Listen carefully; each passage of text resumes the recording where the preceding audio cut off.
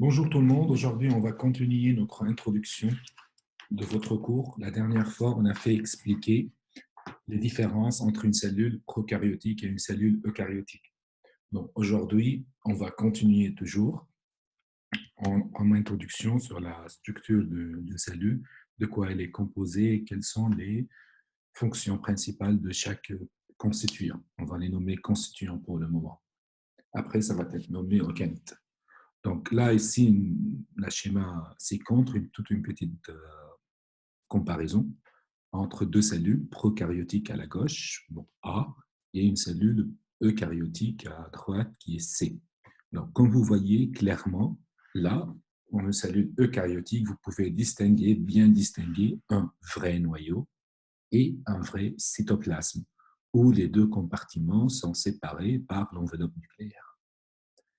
Là-dedans, vous trouvez les différentes organiques, comme l'appareil de Golgi, les vésicules sécrétoires, les mitochondries, etc., qu'on va les discuter après. Ne vous inquiétez pas si vous n'êtes pas familial avec ces noms-là. À gauche, vous trouvez une cellule prokaryotique qui est beaucoup plus simple qu'une cellule eukaryotique, comme vous voyez. On n'a pas un vrai noyau, on a un ADN qui se baigne, qui se trouve dans le cytoplasme. Là, une autre différence encore, on trouve voilà, une membrane interne, externe, ainsi qu'une paroi cellulaire. Une paroi cellulaire.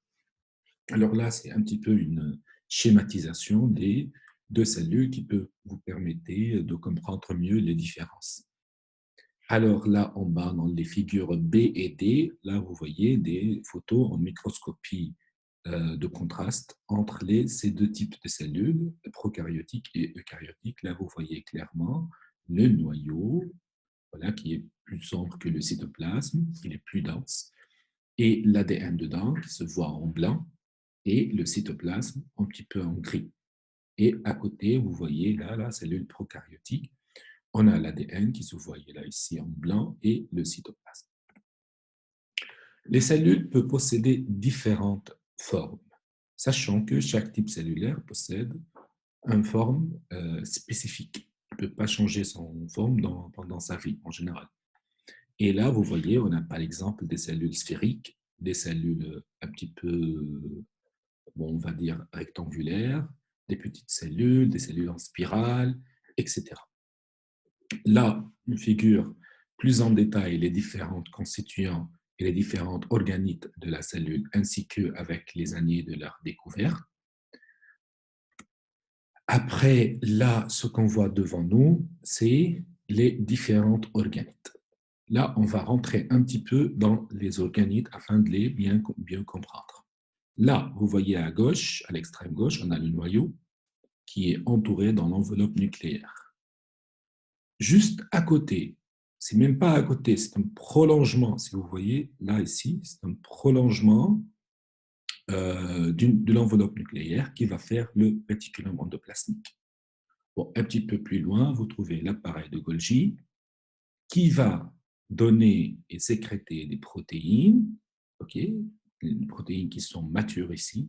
On va les expliquer après en détail. Et ces protéines-là peuvent y aller plusieurs endroits dans la cellule, ils peuvent être sécrétées à l'extérieur de la cellule, ça peut être transporté par des endosomes à l'intérieur de la cellule. Les mêmes endosomes peuvent transporter des molécules ingérées à l'intérieur de la cellule par endocytose et de les faire transporter peut-être vers les lysosomes ou n'importe une autre euh, organite dans la cellule. Bon, là, c'est une microscopie électronique. Comment on peut distinguer, là, entre parenthèses, les figures ou bien les photos prises par des microscopies électroniques et microscopies optiques? Les microscopies optiques sont capables de voir les cellules, mais on ne peut pas voir les organites à l'intérieur de la cellule. Comme on voit ici clairement les réticulums endoplasmiques, pour vous, pour l'instant, et grâce à cette information, vous pouvez distinguer que c'est une microscopie électronique. Là, ce que vous voyez ici, ça, c'est le noyau, et ça, c'est le réticulum endoplasmique, et les petits points noirs, comme ça, ce sont les ribosomes. Ici, on trouve l'appareil de Golgi, toujours par microscopie électronique. Et là, c'est la mitochondrie, sachant qu'on va avoir un chapitre complet sur la mitochondrie, puisqu'il y a vraiment beaucoup, beaucoup de choses à dire à propos de la mitochondrie.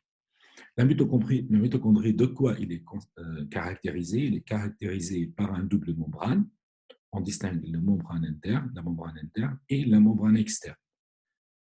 Bon, ce qui est à l'intérieur, c'est pas l'entre, ce qui est à l'intérieur de la mitochondrie, c'est ce qu'on appelle la matrice mitochondriale.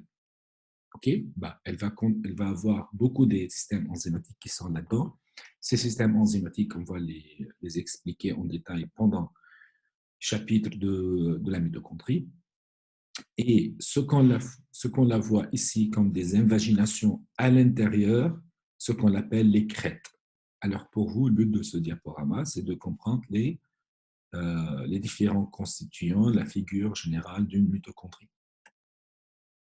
Le cytosol, si on essaie de couper cette nomination, on a cyto, qui est la cytoplasme, voilà, ou bien la cellule, pardon, et sol, c'est terre. Okay, c'est la terre de la cellule. Donc, c'est le cytosol, c'est où on trouve tous les différents organes. C'est toute la cellule à l'exception du noyau. Voilà. Donc là, vous voyez le cytosol qui en bulle. La cytosquelette, comme on a dit, cyto, c'est la cellule, squelette, bon, squelette, c'est la squelette de la cellule.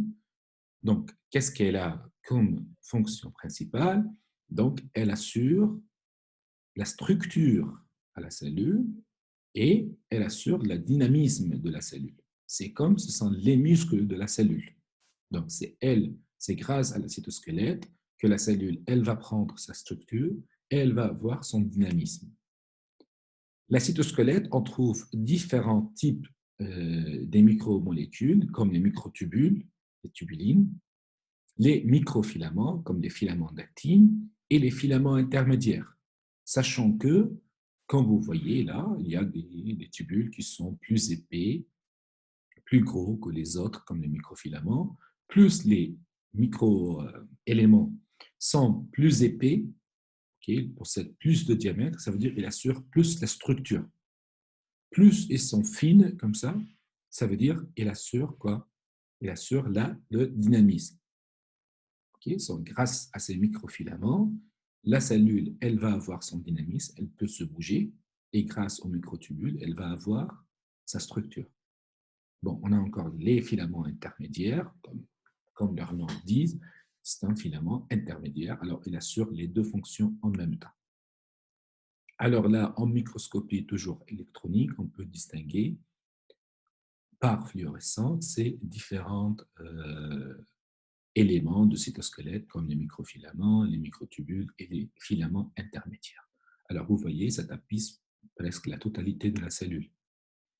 Passons maintenant à la fameuse membrane plasmique, que je pense que vous la connaissez tous. La membrane plasmique, elle a plusieurs fonctions. Encore, on va les discuter tous pendant le chapitre de la membrane cytoplasmique. Qu'est-ce qu'elle assure, cette membrane? Elle assure la protection, elle assure l'échange, elle assure pleinement de choses. Donc, c'est grâce à elle qu'on va choisir quelle molécule elle va rentrer à l'intérieur de la cellule et quelle molécule elle ne va pas rentrer à la cellule. Donc, elle va agir comme une barrière sélective pour les molécules. C'est elle qui va décider, c'est elle qui va distinguer entre les molécules qui vont rentrer à l'intérieur ou pas. Elle est caractérisée par une bicouche lipidique, comme vous savez tous, je pense. Passons maintenant le cycle cellulaire. Ça, c'est quelque chose que vous connaissez tous, sûr et certain. Vous connaissez tous les prends-moi avec toi, les prophases, métaphases, anaphases et télophases. Et c'est la division cellulaire. Et c'est grâce à ce cycle cellulaire que la cellule va se multiplier. Donc, voilà les différentes phases, les G1, S, G2 et M. Pendant M, comme on a dit, on a les prophases, les métaphases, les anaphases. S, c'est la synthèse de l'ADN. Bon, je ne vais pas les rentrer en détail ici, je sais très bien que vous le connaissez assez bien. Passons maintenant à deux termes assez importants que vous ne connaissez pas encore, je pense. On a ce qu'on appelle l'apoptose et la nécrose. Les deux définissent le mort cellulaire. Sachant que l'apoptose, c'est le mort cellulaire programmé. Alors la cellule, elle est déjà programmée pour mourir à tel moment. Elle est déjà programmée, voilà, que sa vie, elle se termine après, je ne sais pas, un cycle de 2 jours, 2 heures, 2 minutes, je ne sais pas, ça dépend d'une cellule à une autre. Par contre, la nécrose, c'est le mort cellulaire accidentel. Ça veut dire la cellule, elle est tombée mourir, elle est morte grâce à un accident. Ça peut être une infection, ça peut être un stress cellulaire, bon, plein de raisons. Ce n'est pas le moment, ce n'est pas le but de cette séance de les faire expliquer, mais c'est juste que c'est un mort accidentel, ce n'est pas programmé. Donc, comme on a dit, l'apoptose, donc j'aime bien toujours de vous écrire le maximum possible les choses. Donc, vous trouvez des diapos pardon, où il y a des notions, d'autres diapos après qui expliquent les détails. Euh, ça veut dire pas que vous prenez pas des notes.